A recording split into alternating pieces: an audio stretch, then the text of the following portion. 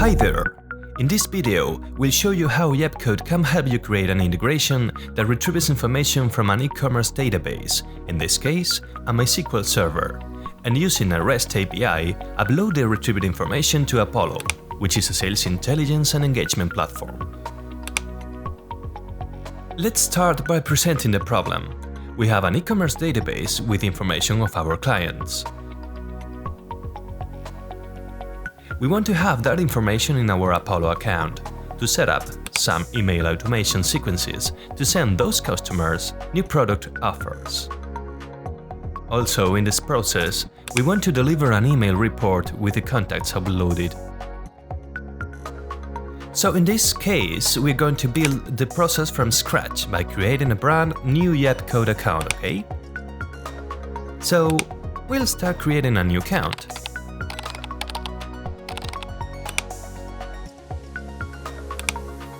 Once we have it, you can see there are some sample processed, but we are going to create a new one.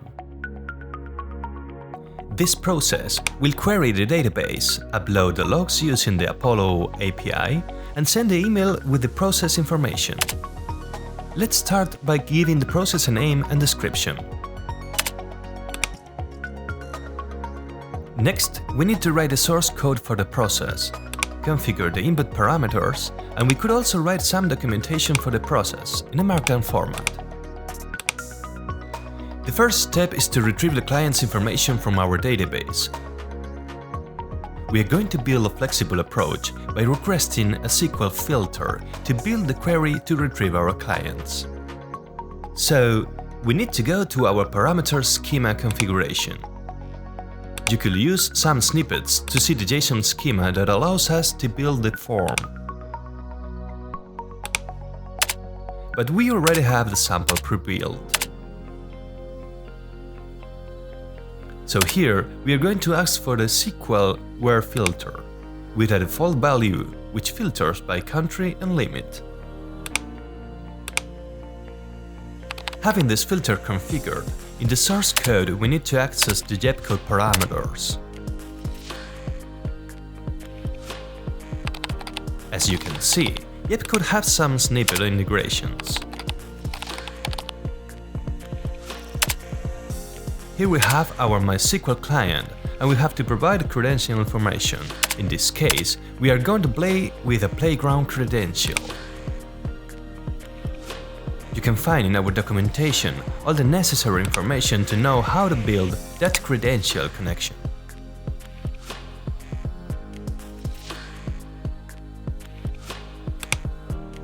To configure the MySQL credential, we will go to the credential section and create a new one. We'll provide a name, our host, the user, also the password, the database, and finally the port.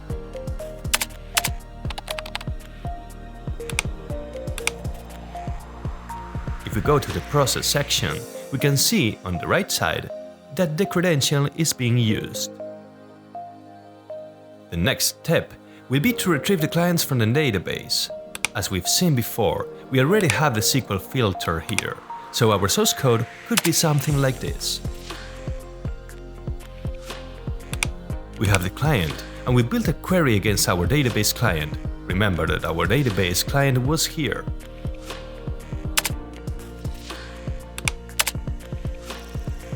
We also append the SQL filter, and then we close the connection.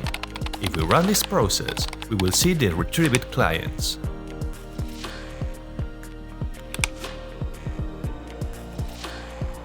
We run it, and awesome!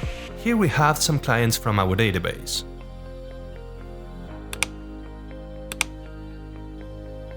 Let's keep going on. The next step will be to upload the information to the Apollo account. To achieve this, we are going to add a new execution parameter with the Apollo list where we want to store the new contacts.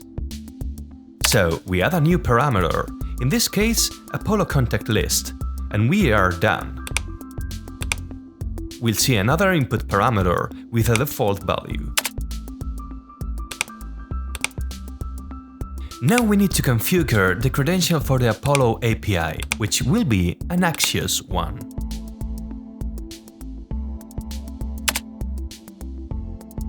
We provide a name, the base URL and some HTTP headers.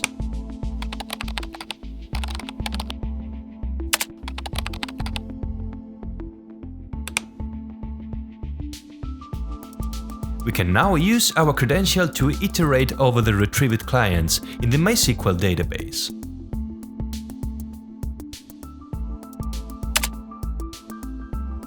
For each client, we will display the first name and last name in the console log, and then perform a POST request against the Apollo API.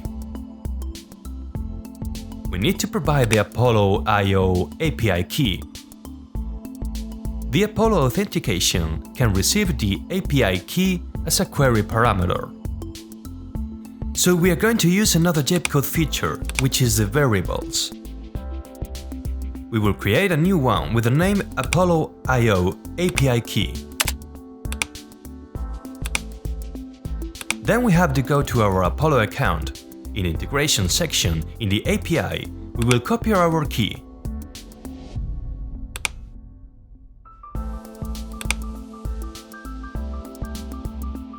We will then place it into the Apollo environment variable. We are using this context method, as you can see in the documentation, where you also find every single piece of information.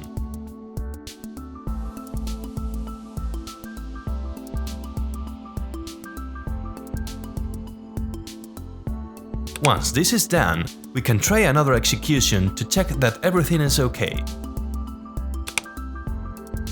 For example, we are going to filter Spain and only ask for 4 records.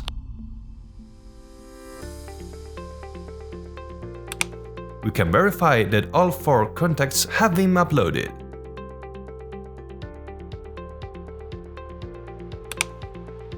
Now we go to our Apollo account and we can see that a new list has been created.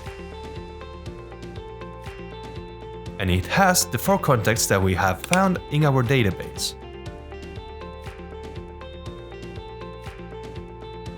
The last step in our process will be to send the email report. To do this, we need to create a new credential, in this case an SMTP server, and then write a code to deliver that email with the desired content. So, we start configuring another mailer credential by introducing a server, in this case we'll use MailCatcher, that will allow us to perform some tests against mail servers. If we go now to our process, we need to deliver that email. We could use some snippets, but we already have the source code here.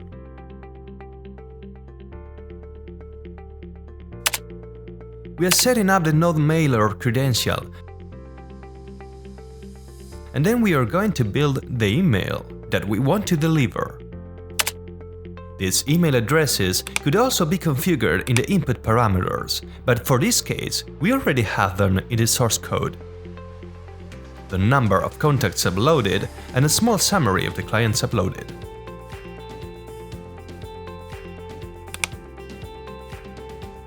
We can try another execution, filtering, for example, by Japan and showing us 7 contacts.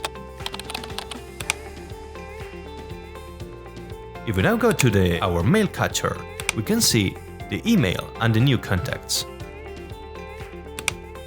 We can see each contact with their address in Apollo, and we can see that this contact is on our list.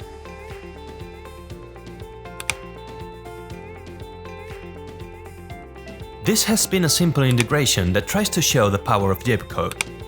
Think that this integration could be implemented for any business need, for getting all the tasks related to the system's infrastructure. Once the whole process is done, we could configure a periodic execution, but it would be necessary to make some changes in the source code to load only clients not previously loaded. Another interesting approach will be to configure a webhook that allows this execution to be started from other systems.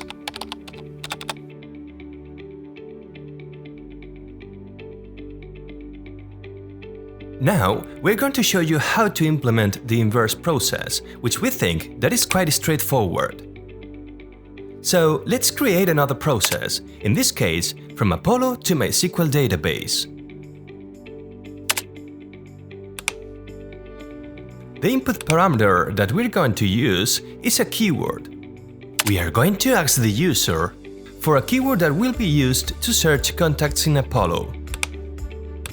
The source code for this process is quite similar to the previous one.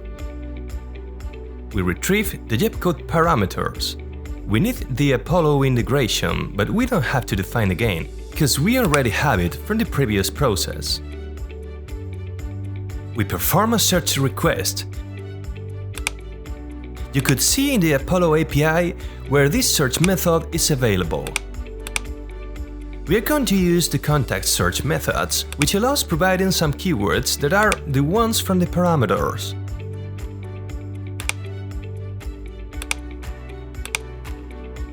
Having the Apollo contacts downloaded, we also have the MySQL credential, and we perform the insert in one existing database. We already have created this table, but right now it's empty.